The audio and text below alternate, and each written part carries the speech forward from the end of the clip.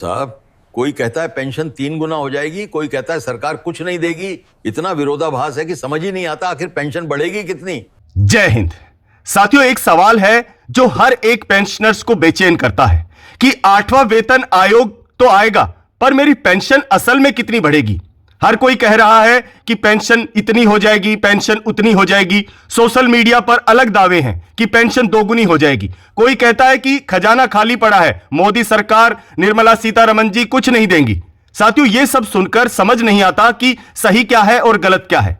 तो साथियों, आपके इसी कंफ्यूजन को दूर करने के लिए आपकी पेंशन 8वें वेतन आयोग के बाद कितनी हो जाएगी, इसका कैलकुलेशन हम इस वीडियो में समझेंगे। साथियों, यह पैसे का मामला है और पैसा भावनाओं से नहीं, गणित से बढ़ता है।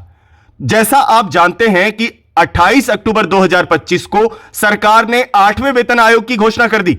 शुरुआत में काफी कंफ्यूजन था क्योंकि पेंशनर्स का नाम नहीं था टीओआर में, और इससे पेंशनर्स को डाउट आ गया कि क्या पेंशनर्स को फायदा मिलेगा या नहीं मिलेगा। लेकिन साथियों, संसद के शीतकालीन सत्र में दूसरे दिन ही वित्त मंत्रालय ने साफ कर दिया कि पेंशनर्स को पूरा लाभ मिलेगा। और इसको हमने अपने वीडियो में भी कवर किया था, आपको क्लियरली बताया था कि राज्य वित्त मंत्री ने किस तरीके से पूरा बयान दिया है कि पेंशनर्स को पूरा फायदा दिया जाएगा। तो साथियों, अब सवाल क्या का नहीं है बल्कि कितना का है, कितना मिलेगा। तो श्रीमान जी, आज मैं आपको वो रियल और जेन्युइन कैलकुलेशन समझाऊंगा जो वेतन आयोग के एक्सपर्ट इस्तेमाल करते हैं। वीडियो थोड़ा सा लंबा हो सकता है, लेकिन यह मेरा वादा है कि इस वीडियो के अंत तक आप खुद अपनी पेंशन कैलकुलेट कर पाएंगे, आप खुद गणित से निकाल पाएंगे कि आपकी पेंशन कितनी बढ़ने वाली है। तो प्लीज एक कॉपी पेन ले लीजिए, और ताकि आप फटाफट लिख पाएं कि किस तरीके का कैलकुलेशन रहेगा। चाहे तो आप वीडियो को रोक के बीच में उसके बाद भी कैलकुलेशन कर सकते हैं। चलिए साथियों, शुरू करते हैं असली हिसाब। सबसे पहले यह समझते हैं कि उस जादुई नंबर को जिसे हम फिटमेंट फैक्टर कहते हैं, आपने हर जगह सुना होगा फिटमेंट फैक्टर, फिटमेंट फैक्टर। तो असल में यह फिटमेंट फैक्टर ही मेन रोल अदा करता है आपकी पेंशन पर। आपकी पेंशन कितनी बढ़ेगी, यह 90% इसी फिटमेंट फैक्टर पर निर्भर करता है। सोशल मीडिया पर आपने सुना होगा, बहुत सी वीडियो देखे होंगे जिसमें फिटमेंट फैक्टर 3.68 होगा या 4 होगा। इसके ऊपर बहुत सारे लोग अपने अपने विचार रखते हैं, लेकिन सच क्या है, इसके लिए हमें ऐतिहासिक डाटा देखना होगा कि पहले क्या हुआ था। तो साथियों, आपकी जानकारी के लिए बताऊं कि 7वें वेतन आयोग में फिटमेंट फैक्टर 2.57 रखा गया था। और यूनियन की क्या मांग है, कर्मचारी संगठन मांग कर रहे हैं कि इसे बढ़ाकर 3.68 किया जाए। लेकिन हम अपनी जो कैलकुलेशन करेंगे आज, उसमें एक रियलिस्टिक अप्रोच करेंगे, मतलब जो व्यवहारिक हो। ऐसा नहीं कि हम बहुत ज्यादा कैलकुलेट कर लें और बाद में पता चले कि ऐसा तो हो ही नहीं सकता। अर्थशास्त्रियों और पिछले ट्रेंड्स को देखते हुए सरकार फिटमेंट फैक्टर 1.96 से लेके 2.28 के बीच रख सकती है। इसका मैं आपको कारण दूंगा। इसका रीजन यह है क्योंकि 7वें वेतन आयोग के समय आपको याद होगा जो महंगाई भत्ता था वो 125% को पार कर चुका था, इसलिए फिटमेंट फैक्टर बढ़ा था।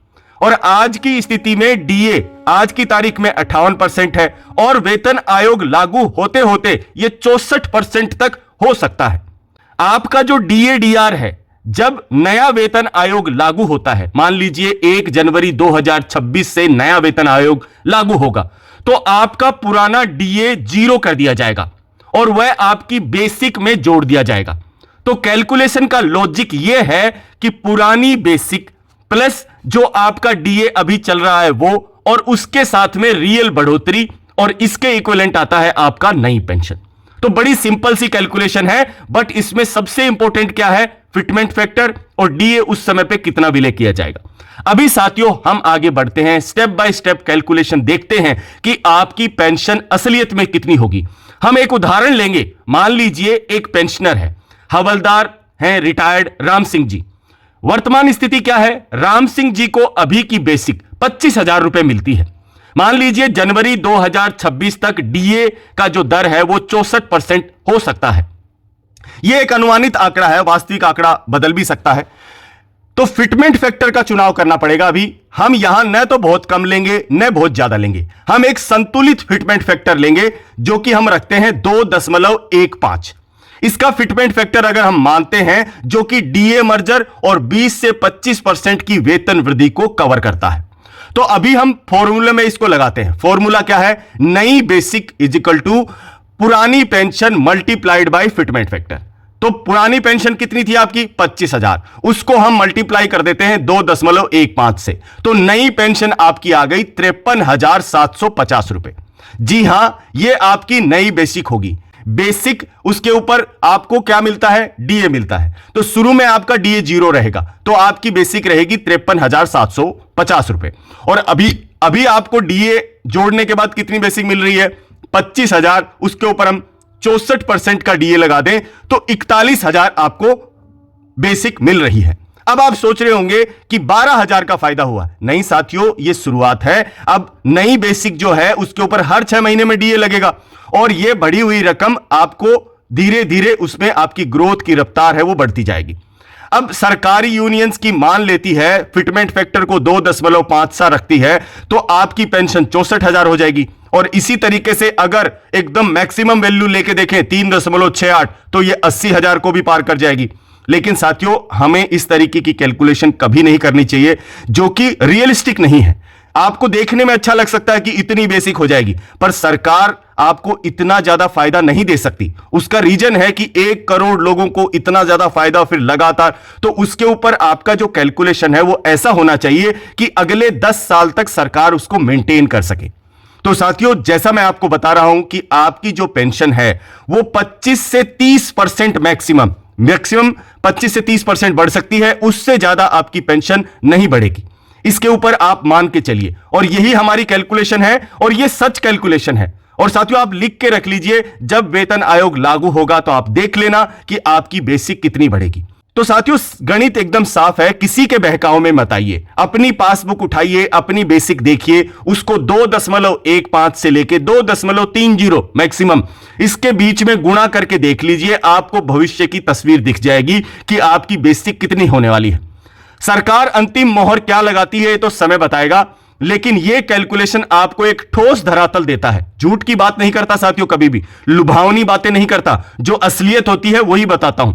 अगर आपको यह जानकारी लॉजिकल लगी, सही लगी, तो वीडियो को अपने साथी पेंशनर्स के साथ व्हाट्सएप ग्रुप में जरूर शेयर करें, ताकि उनका भी कंफ्यूजन दूर हो सके। बिना मतलब की बात नहीं करनी है, 4 हो जाएगा फिटमेंट फैक्टर, पेंशन 4 गुना हो जाएगी, इतनी हो जाएगी, ऐसा कुछ नहीं होने वाला है साथियों। जो सच्चाई है उसको समझना होगा। आपको आपके अपने मुद्दे उठाने हैं, मुद्दे रियलिटी से उठाने हैं, जो कि सरकार उनको मान सके, तभी उन चीज को माना जाएगा। जैसे टीओआर में आपका नाम नहीं था, अगर वो ऐसे सरकार ऐसे हटा नहीं सकती पेंशनर्स को, इसलिए उनको मानना पड़ा, संसद के पटल पर बताना पड़ा कि हां, पेंशनर्स बिल्कुल शामिल हैं 8वें वेतन आयोग में, और उनकी पेंशन बढ़ेगी। कितनी बढ़ेगी वो हमने अपने इस वीडियो में देखा। तो साथियों, अगर आपको यह जानकारी अच्छी लगी और आपको मेरे वीडियो पसंद आते हैं तो आप चैनल को सब्सक्राइब कर लीजिए, बेल आइकन जरूर दबाइए, ताकि आपको पता चले कि मेरा जो डाला हुआ वीडियो सबसे पहले आपको इंफॉर्मेशन मिल जाएगी, घंटी बजेगी और आपको पता चल जाएगा।